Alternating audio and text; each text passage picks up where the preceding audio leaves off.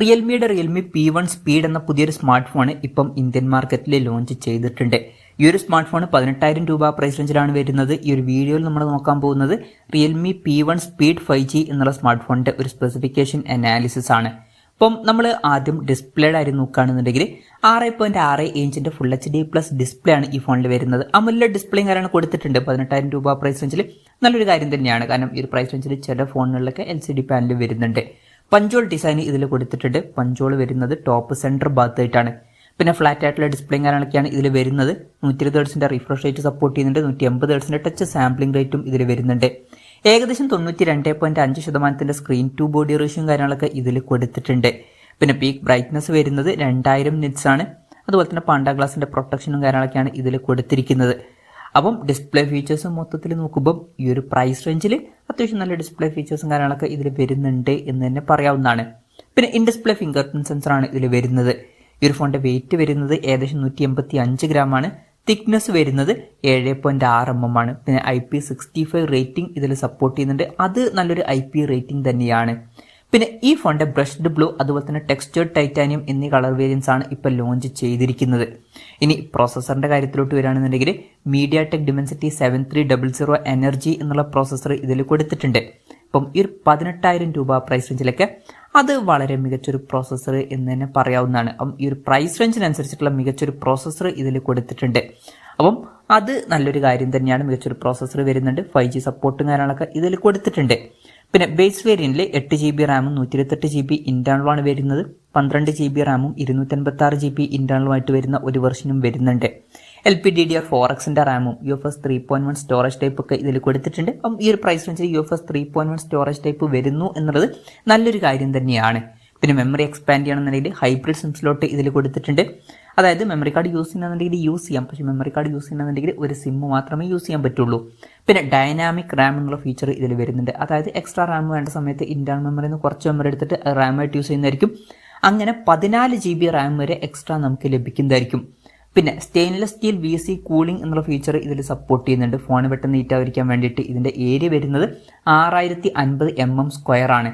പിന്നെ rain water smart touch എന്നുള്ള feature ഇതിൽ വരുന്നുണ്ട്. അതായത് ഫോണിന്റെ മുകളിൽ ചെറിയ രീതിയിലൊക്കെ വെള്ളമായാലും വലിയ ഇഷ്യൂസ് ഒന്നുമില്ല, നമുക്ക് ടച്ച് ചെയ്ത് യൂസ് ചെയ്യാൻ കഴിയുന്നതായിരിക്കും. സ്റ്റീരിയോ സ്പീക്കേഴ്സ് ഈ ഫോണിൽ വരുന്നുണ്ട്. 3.5 mm ഓഡിയോ ജാക്ക് ഈ ഫോണിൽ കൊടുത്തിട്ടുണ്ട്. Android 14 ബേസ് ആയിട്ടുള്ള റിയൽമി സോഫ്റ്റ്വെയർ ആണ് ഈ ഫോണിൽ വരുന്നത്. ക്യാമറയുടെ കാര്യം പറയുകയാണെന്നുണ്ടെങ്കിൽ ഫോണിന്റെ പിന്നിൽ ഡ്യുവൽ ക്യാമറ സെറ്റപ്പാണ് കൊടുത്തിരിക്കുന്നത്. ഇതിന് 50 MP മെയിൻ ക്യാമറ സെൻസർ കൊടുത്തിട്ടുണ്ട്. പിന്നെ 2 MP ഒരു സെൻസറും ഇതിൽ വരുന്നുണ്ട്. ശ്രദ്ധിക്കേണ്ട ഒരു കാര്യം എന്താ വെച്ചാൽ ഇതിൽ മെയിൻ ക്യാമറ സെൻസറിൽ OISന്റെ സപ്പോർട്ട് വരുന്നില്ല. അതുപോലെ തന്നെ അൾട്രാ വൈഡ് ആംഗിൾ ലെൻസും കൊടുത്തിട്ടില്ല. അപ്പം ഈ ഒരു പ്രൈസ് റേഞ്ചിൽ വരുന്ന ഒരു ഫോണിലൊക്കെ നമ്മൾ ultra wide angle lens expect ചെയ്യുന്നുണ്ട്. പക്ഷേ ഇവിടെ മിസ്സിംഗ് ആണ്. ഫ്രണ്ടിൽ 16 MP സെൽഫി ക്യാമറയും കൊടുത്തിട്ടുണ്ട്. അപ്പം ഓൺ പേപ്പർ ക്യാമറ സ്പെസിഫിക്കേഷൻ അത്ര മികച്ചത് എന്ന് പറയാൻ പറ്റില്ല. പിന്നെ ഈ ഒരു ഫോൺ എന്ന് പറയുന്നത് റിയൽമിയുടെ ഒരു ക്യാമറ ഫോക്കസ്ഡ് ആയിട്ടുള്ള ഫോൺ അല്ല. ഈ ഒരു ഫോൺ എന്ന് പറയുന്നത് റിയൽമിയുടെ ഈ ഒരു പ്രൈസ് റേഞ്ചിൽ വരുന്ന പെർഫോമൻസ് ടാർഗറ്റ് ചെയ്തിട്ടുള്ള ഒരു ഫോണാണ്. അപ്പം ക്യാമറ സ്പെസിഫിക്കേഷൻ കുറച്ച് വീക്കാണ്. ഇനി ബാറ്ററിയുടെ കാര്യത്തിൽ 5000 mAh ബാറ്ററി കൊടുത്തിട്ടുണ്ട്. 45 വാട്ടിന്റെ ഫാസ്റ്റ് സപ്പോർട്ട് വരുന്നുണ്ട്. തിരക്കേടില്ലാത്തൊരു ചാർജിംഗ് സ്പീഡാണ്. Type-C ചാർജിംഗ് പോർട്ടും ഇതിൽ വരുന്നുണ്ട്. അപ്പോൾ തിരക്കേടില്ലാത്തൊരു ബാറ്ററി സെറ്റപ്പും കാര്യങ്ങളൊക്കെ ഇതിൽ കൊടുത്തിട്ടുണ്ട്. അപ്പം ഇതൊക്കെയാണ് ഫീച്ചേഴ്സിനെ പറ്റി പറയാനുള്ള കാര്യങ്ങൾ. ഇനി വിലയുടെ കാര്യം പറയുകയാണെന്നുണ്ടെങ്കിൽ 8 GB റാം 128 GB ഇന്റേണൽ വെർഷന്റെ വില വരുന്നത് 17,999 രൂപയാണ്. 12 GB റാം 256 GB ഇന്റേണൽ വെർഷന്റെ വില വരുന്നത് 20,999 രൂപയാണ്. പിന്നെ ഇനീഷ്യലി ചില ഓഫേഴ്സ് ഉണ്ട്. ബാങ്ക് ഓഫേഴ്സ് ഒക്കെ കഴിഞ്ഞിട്ട് 2000 രൂപയുടെ ഓഫറും കാര്യങ്ങളൊക്കെ ലഭിക്കുന്നതായിരിക്കും. 16,000 രൂപ പ്രൈസ് റേഞ്ചിൽ തന്നെ ഈ ഫോൺ കിട്ടുന്നതായിരിക്കും ഓഫേഴ്സ് യൂസ് ചെയ്യുകയാണെന്നുണ്ടെങ്കിൽ. ഒക്ടോബർ 20 മുതലാണ് ഈ ഫോണിന്റെ സെയിലും കാര്യങ്ങളൊക്കെ സ്റ്റാർട്ട് ചെയ്യുന്നത്. റിയൽമിയുടെ വെബ്സൈറ്റ് വഴിയും അതുപോലെ തന്നെ ഫ്ലിപ്കാർട്ട് വഴിയൊക്കെയാണ് ഈ ഫോണിന്റെ സെയിലും കാര്യങ്ങളൊക്കെ നടക്കുന്നത്. എന്തായാലും ഓവറോൾ നോക്കുകയാണെന്നുണ്ടെങ്കിൽ ഈ ഒരു പ്രൈസ് റേഞ്ചിൽ അത്യാവശ്യം നല്ല പ്രോസസ്സറുമായിട്ട് വരുന്ന ഒരു ഫോണാണ് ഇത്.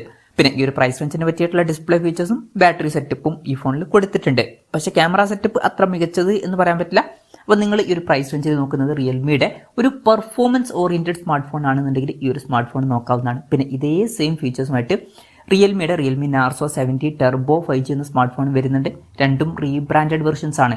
അപ്പം ആ ഒരു ഫോണിന്റെ 8 GB റാം 128 GB ഇന്റേണൽ വെർഷന്റെ വിലയും വരുന്നത് ഇതേ സെയിം വിലയാണ്. അതുപോലെ തന്നെ 12 GB റാം 256 GB ഇന്റേണൽ വെർഷന്റെ വിലയും ഇപ്പൊ കാണിക്കുന്നത് ഇതേ സെയിം വിലയിലാണ്.